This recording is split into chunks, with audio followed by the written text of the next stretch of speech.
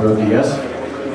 Les doy la bienvenida a esta charla que es el impacto del Centro de Innovación de Industria 4.0 a las empresas de la ciudad. Hoy nos acompaña el ingeniero Elkin Cherry García, emprendedor serial y empresario con más de 25 años de experiencia en innovación. Fue cofundador y gerente general de la empresa Compuredes, hoy Arus, así como director del Plan de Ciencia, Tecnología e Innovación de Ruta N entre 2013 y 2014. Actualmente se desempeña como director de Planeación y Prospectiva de Ruta N desde el año 2015. Ganó el premio Arquímedes de Ruta N en el año 2013.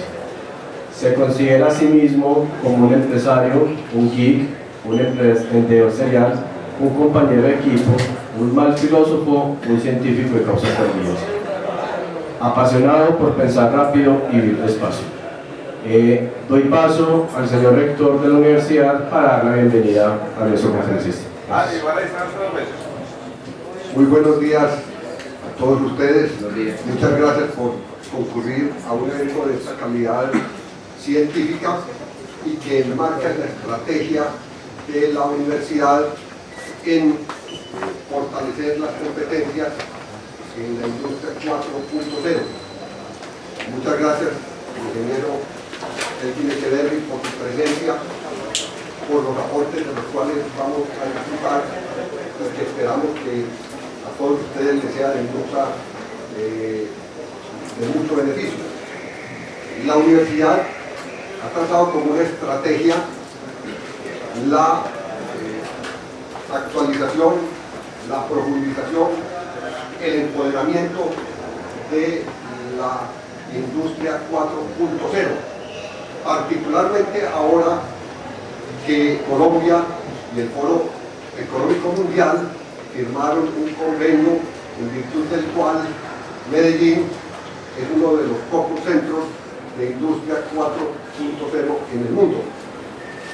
Y consideramos, y voy a ser un poco exagerado si se quiere, que estas competencias de la industria 4.0 es una competencia institucional que la universidad debe desarrollar e impregnar todos sus sílabos, todos sus programas, porque es primordialmente en el área de ingeniería, pero no podemos creer que eso es un específico de la ingeniería. La 4.0 impregna todo el panorama del conocimiento de cualquier profesión, de cualquier tecnología, de cualquier técnica, porque es algo que genera impacto en todo el desarrollo de la sociedad, como ocurrió con la primera revolución industrial, como ocurrió con la segunda, como ocurrió con la tercera. Esta, que puede ser el preludio de una quinta revolución industrial, impregna todo el escenario del conocimiento, de las profesiones y de la sociedad. Muchas gracias por estar en este evento. Doctor Elkin Cherry, muchas gracias por estar con nosotros. A usted, rector, muchas gracias por abrirnos el espacio y acompañarnos, porque, como se acaba de mencionar, es algo muy importante para nuestra ciudad, para ustedes, en la vida no solo personal, sino profesional, y qué decirlo ahora desde el punto de vista de lo que académicamente están haciendo en la universidad.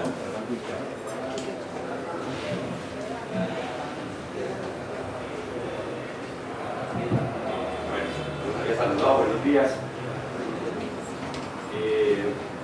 Para nosotros es supremamente importante tratar de tener esa conversación.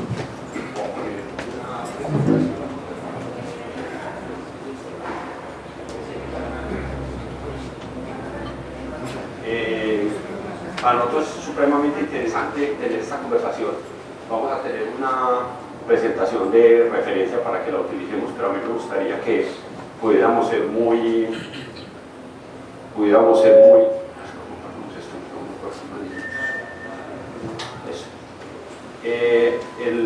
que fuera más interactiva, que ustedes se animaran un poquito a preguntar y a conversar de este tema, justamente porque parte de las cosas que estamos logrando es tratar de conectarnos un poco más a como ustedes lo hacen. Entonces yo estar aquí echando cantaleta una hora no tiene mucho sentido y ustedes pasivos, entonces tratemos de que podamos profundizar, que en realidad ustedes tengan...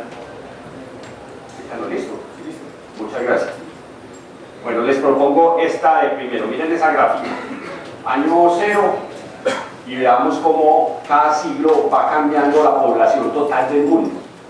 Miren que hay un incremento al principio muy poco pronunciado, pero luego va creciendo, algo pasa en algún lugar y se vuelve casi un gráfico de 90 grados. Esto es lo que los economistas llaman la gráfica como el palo de hockey, es un palo de hockey acostado y implica algo que, pues sí, damos por sentado, sí, el mundo tiene 7.000 millones de personas y tal, pero era algo que en el pasado era muy difícil de pensar, que el mundo tenía la capacidad de darle comida, techo, vestido a toda esta cantidad de personas. Entonces en algún momento se llegó a pensar por los economistas que eso era imposible. Cuando estábamos pensando llegar a 1.000 o 2.000 personas, era, hombre, los recursos no van a alcanzar. Es más, piensen en algo interesante. Hace algún tiempo, la mayoría de nosotros tenía alguna relación directa con el campo. La mayoría del trabajo de las personas, yo creo que hay un micrófono que da, hay que apagarlo para que no dé ese realimentación, para no aburrirlos ahí con el mal sonido.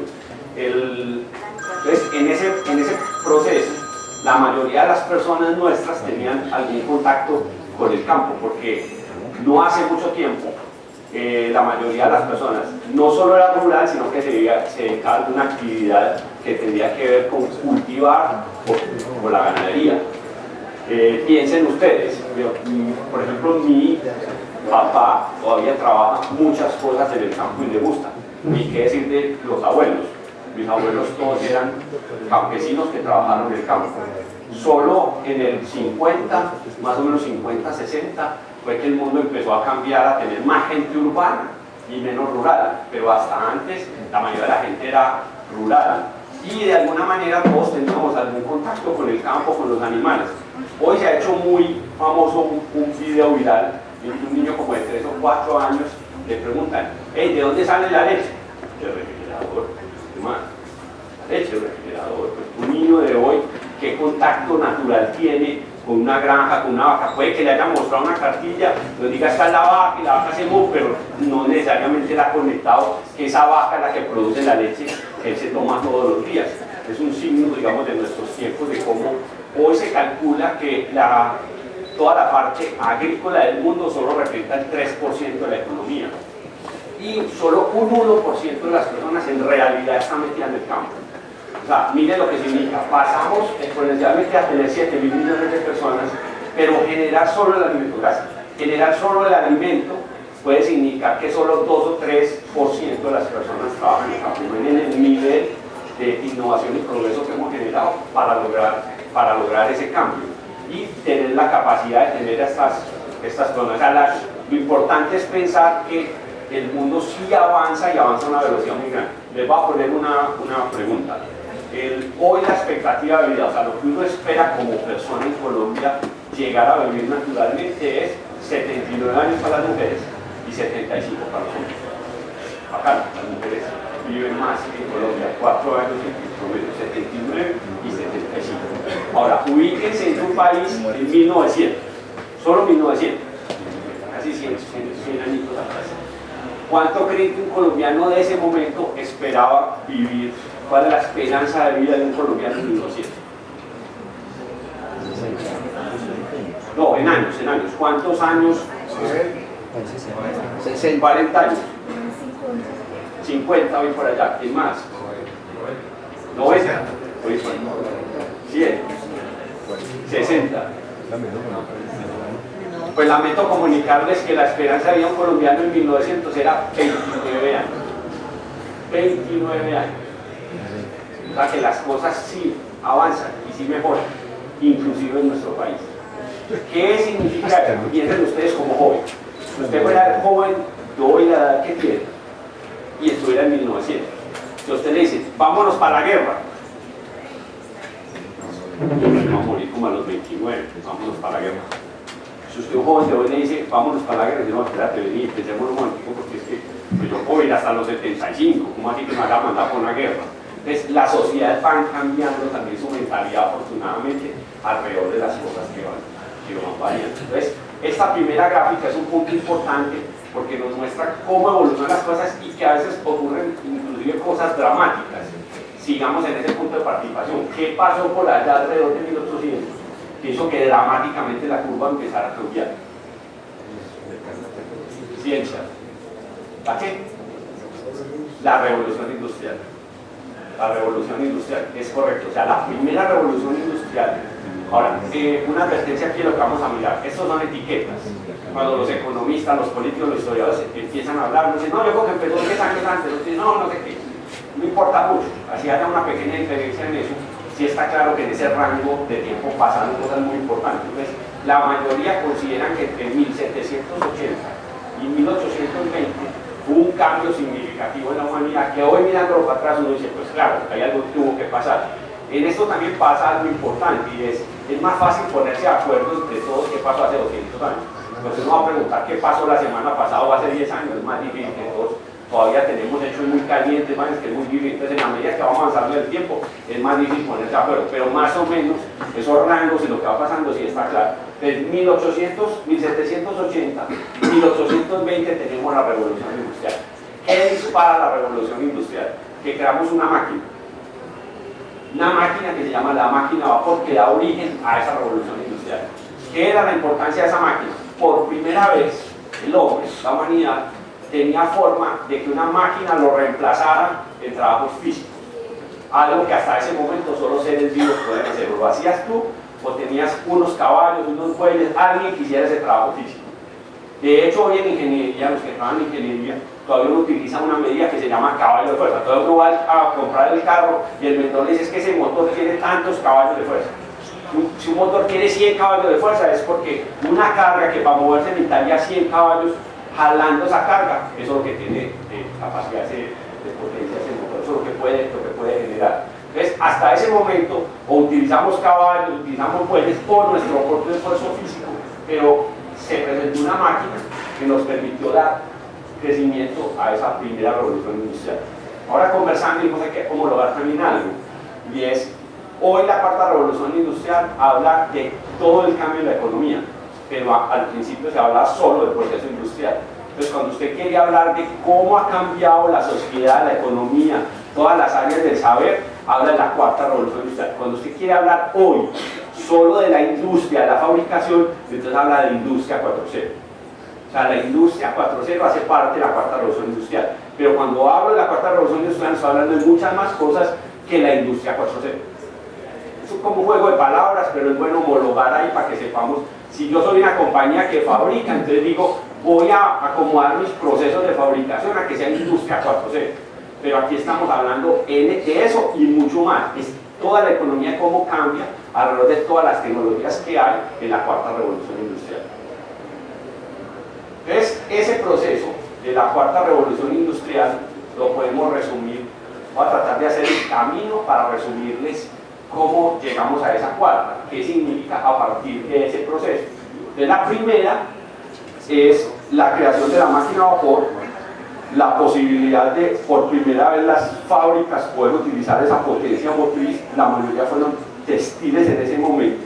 Entonces, imagínense una máquina a vapor, hoy lo vemos muy sencillo, pero fue un gran avance. Una máquina a vapor es una máquina que coge leña o carbón, calientas agua, la vuelves vapor, ese vapor lo concentras a alta presión y esa presión mueve un pistón.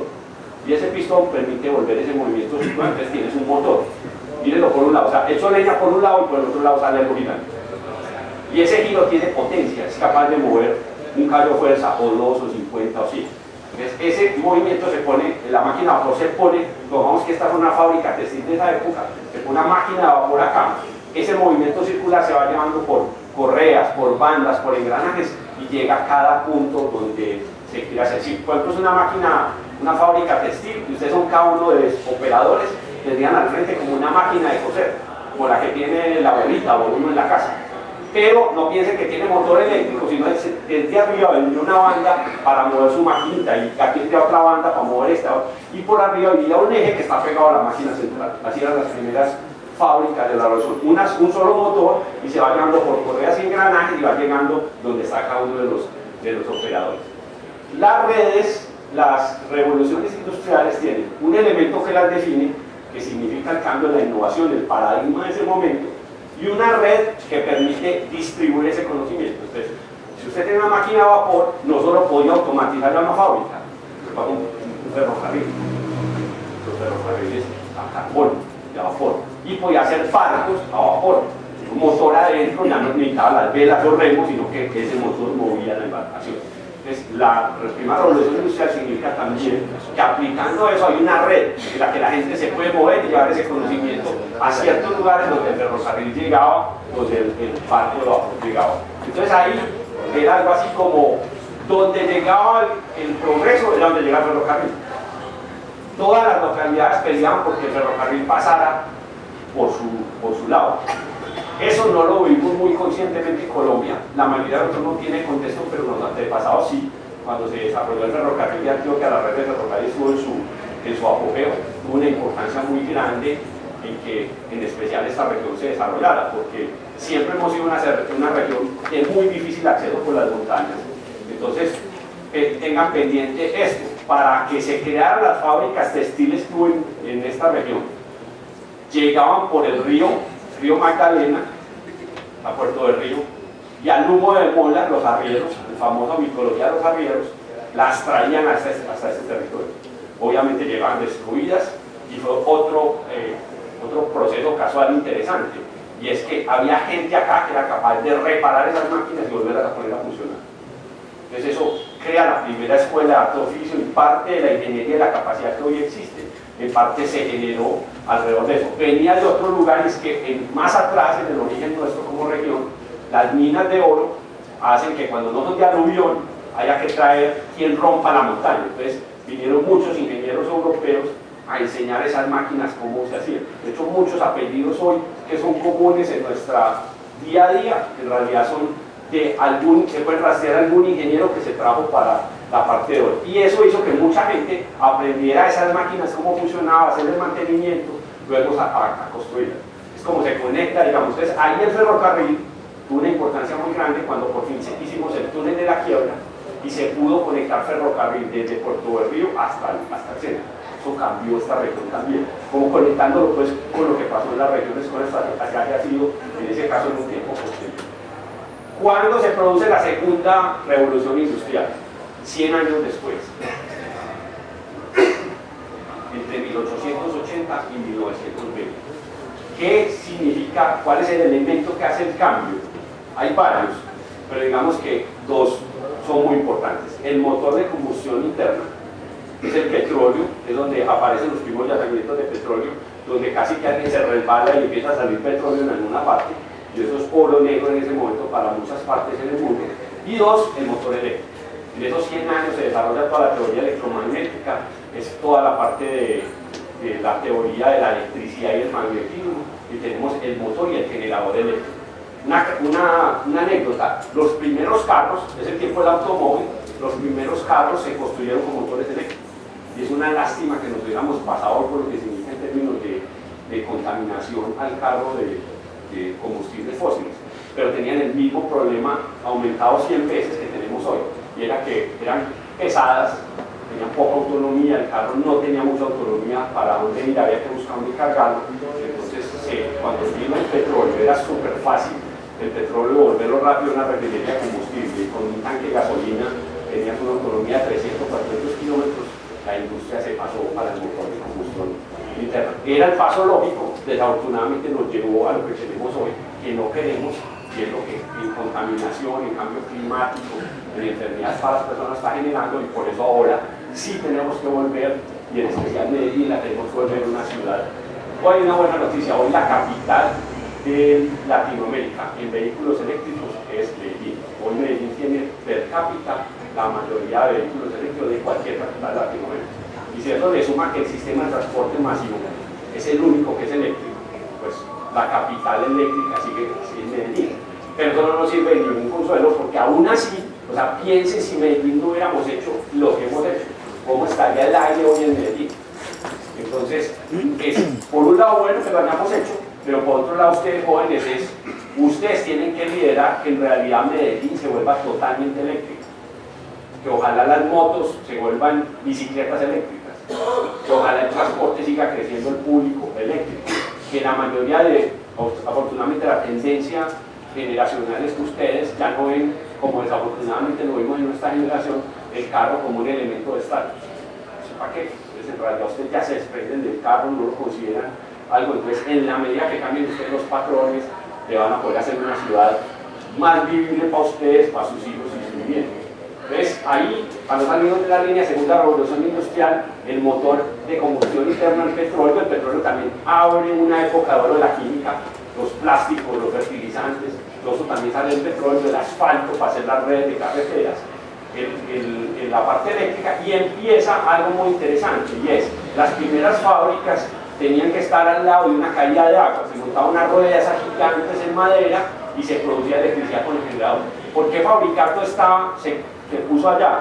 Porque allá estaba la quebrada de la que había agua para mover esas ruedas, por eso se pusieron en ese lugar. Pero a 1920 se crea una nueva red que es la red eléctrica, es el tiempo del problema entre Edison y Tesla, de corriente directa, de corriente alterna, gana la corriente alterna y se empieza a distribuir, y alrededor de 1920 ya nadie producía su propia electricidad, las fábricas ya se podían poner en cualquier lugar, y el motor eléctrico se puede miniaturizar, entonces ya la fábrica no es todas esas correas, todos esos engranajes, sino que donde yo necesito potencia motriz pongo un motor del tamaño. Usted hoy va a una fábrica y son miles de motores en cada proceso, aquí hay que agarrar esto y moverlo, ahí hay un motor, aquí hay que empajar esto, aquí hay un motor. Entonces ya todo ese proceso de control se cambia, en vez de llevar engranajes y correas se llaman pequeños cables con la electricidad, y el control lo hace a qué le doy corriente, en cuánto tiempo, a qué punto le hago con la sensórica que tenga la empresa. Entonces el motor eléctrico es el que cambia esa posibilidad, y de la electricidad sale también un cambio.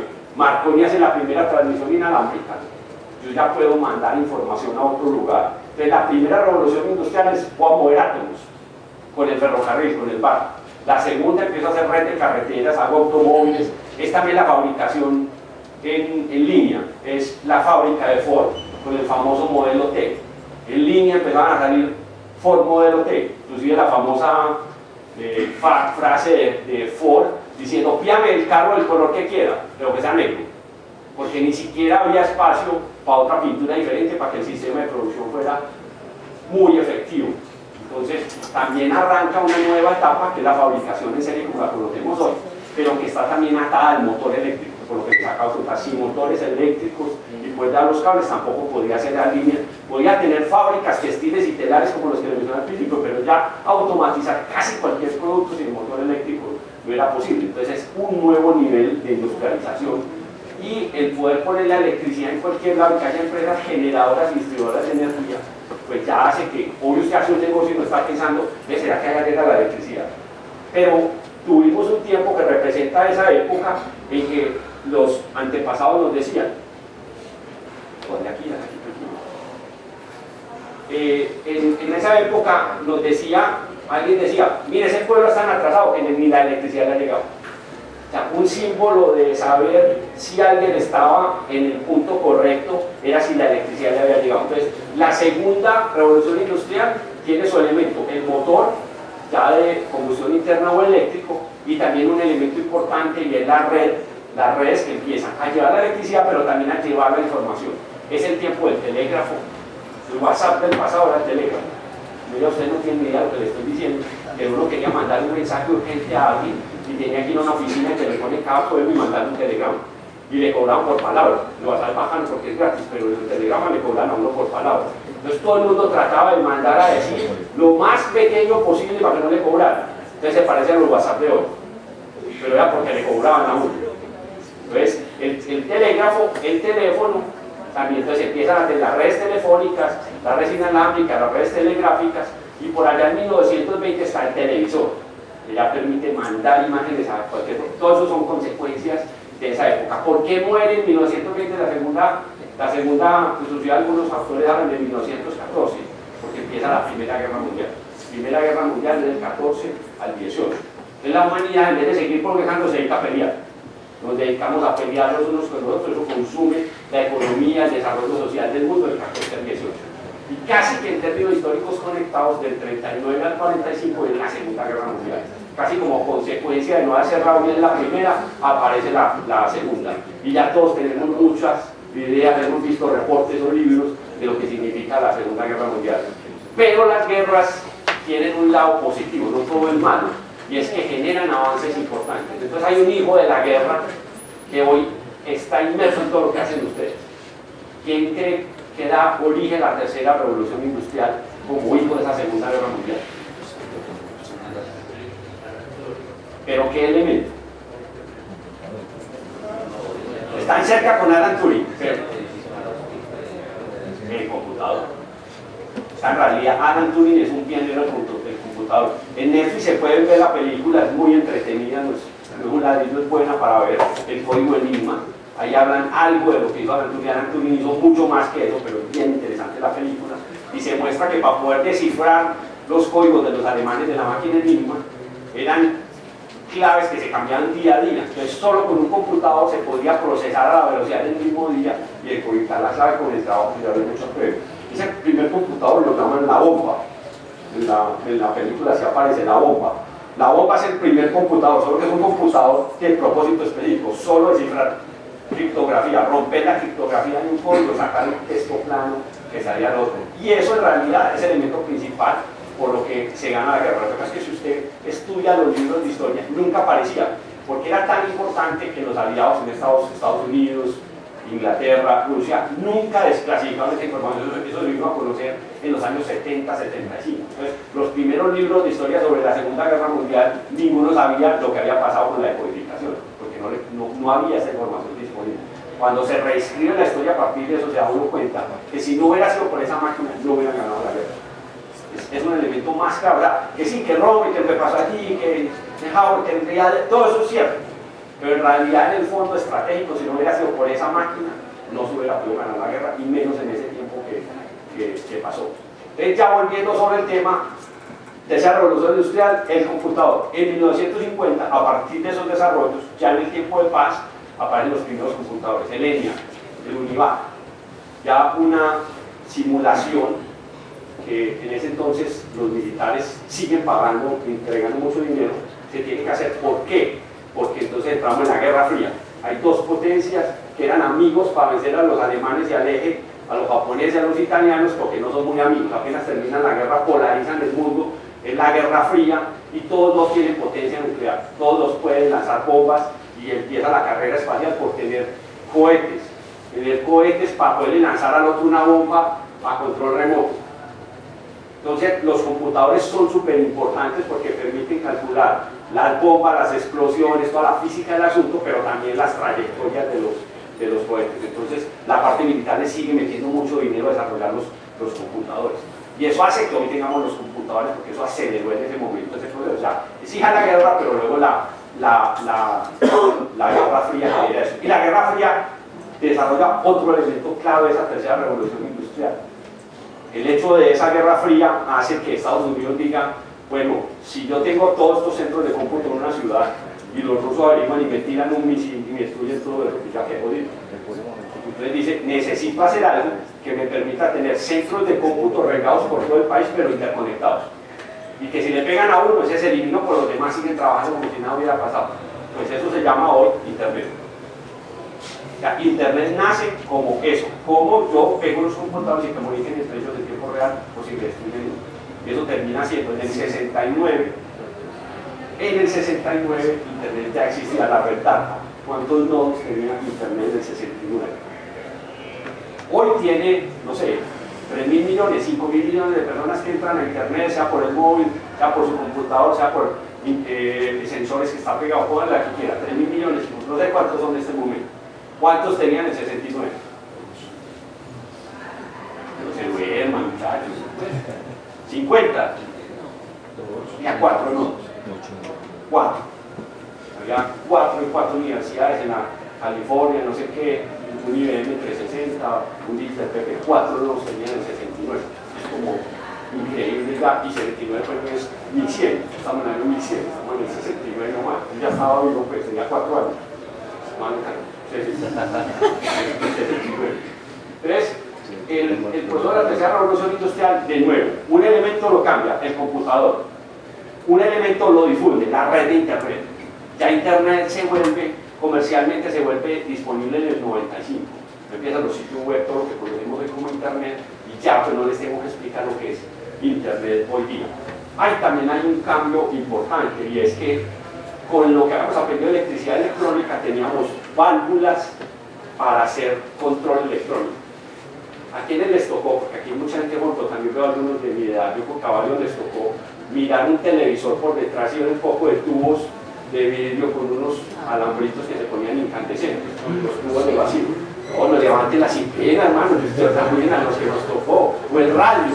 Y era una cosa que los jóvenes no les tocaba, pero ya uno prendía el radio y se iba a hacer 3 cosas, porque había que esperar que los tubos se calentaran. Entonces el radio no empezaba a grabar sino a los 3 minutos. Ya esto para un joven de hoy día, yo a mis hijos no les respondo en el WhatsApp y me llaman bravo, me dejaste visto. Y yo, ojo, ¿cómo así? Después que contesto.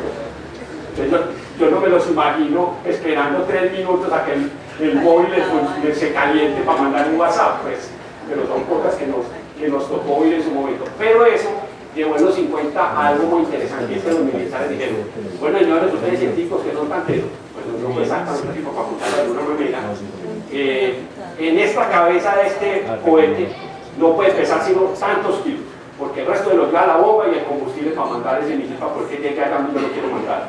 O sea que usted me tiene que hacer el sistema de control electrónico de eso, pues no tiene sino este espacio.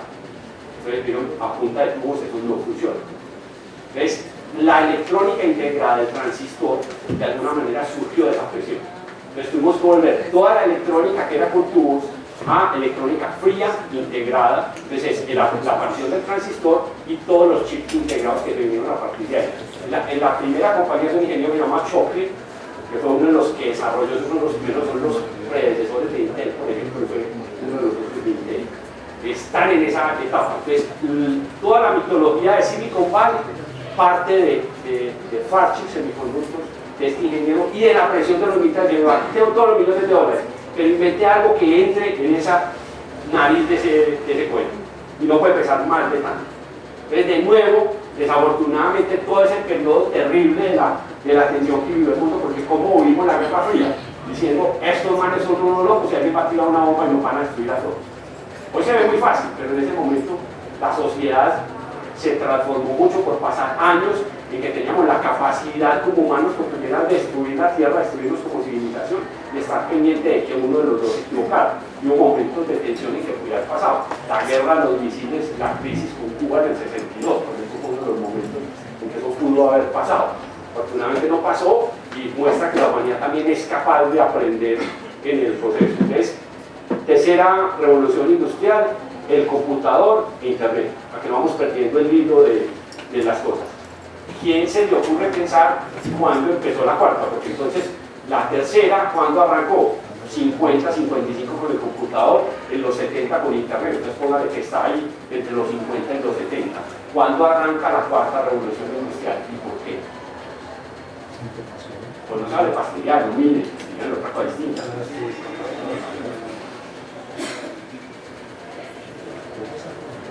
89 con la caída del muro de Berlín. Propuestas. 2004. La ida a la luna en el 70. 69. Pero tenés que ser más preciso, porque ya tenemos internet, tenemos... Si ustedes se ponen a pensar en este aparato, ya se ha condensado todo. Era un computador, pero adicionalmente ahí está el telégrafo, ahí está el teléfono, ahí está el video, ahí está el televisor, ahí está todo. Todas las redes se condensaron en una sola. Y luego inclusive empezamos a meterle redes de las generaciones anteriores. En la red de carreteras está aquí metida, se abre Waze, las dos están ahí pegadas en internet. Usted coge el Smart Grid para la red de potencia, entonces está la red de transmisión de potencia, pero encima de una red de datos que controla esa red. Esa es la que dice Maduro, pues, que le sabotear, no es verdad, porque ni siquiera la tiene montada. No, es verdad, en realidad ellos no tenían nada montado, no tenían, si la tuvieran montado, si lo hubieran podido saber que la tienen montada. El sistema anterior que no tenía datos de encima. Entonces, a ver, lo que cambia la cuarta revolución industrial también es muy difícil, cada vez es más cercano es decirlo en qué punto, entonces podemos decir que no, cuando una cosa a la otra, pero en realidad la mayoría de la gente piensa que es 2007. Entre 2007 y 2009 pasan muchas cosas. 2009, después de la crisis financiera, se crea Bitcoin. En 2007 sale el iPhone, por ejemplo, y se da todos estos cambios que estamos mirando.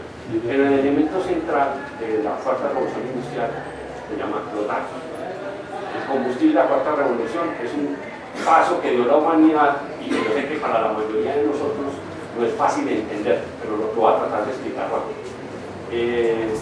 Antes, cuando la humanidad tenía que tomar, la humanidad es cualquier persona, tenía que tener una decisión respecto a un problema, teníamos datos incompletos del problema, nos tocaba extrapolar. ¿De qué estoy hablando? Alguien iba a decir, voy a montar allí un tostado, ahora estoy allá de esta fruta lo que sea. Entonces alguien dice, hermano, fíjense, aquí en el centro, pues, nadie va a comprar nada, porque si no es un negocio de rato, ya está un aula, entonces cuando alguien hace negocio, uno dice una cosa, otros dicen que alguien pone el negocio, usted pasa después al año, que pues puta, no han hecho caso a este man, no hay fila, eso está lleno, entonces la palabra usual es ese más está llenando de plata.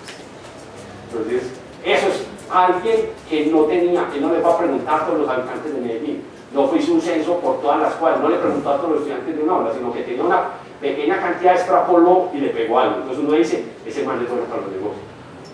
Tenía pocos datos y los extrapola. Un científico es alguien similar, está buscando una ley de naturaleza o probar un teorema, hacer algo, y con pocos datos, hace un experimento en el laboratorio, saca una ley, la publica, los demás tratan de, sí es eso, ese man le pegó pocos datos y lo voy a extrapolar.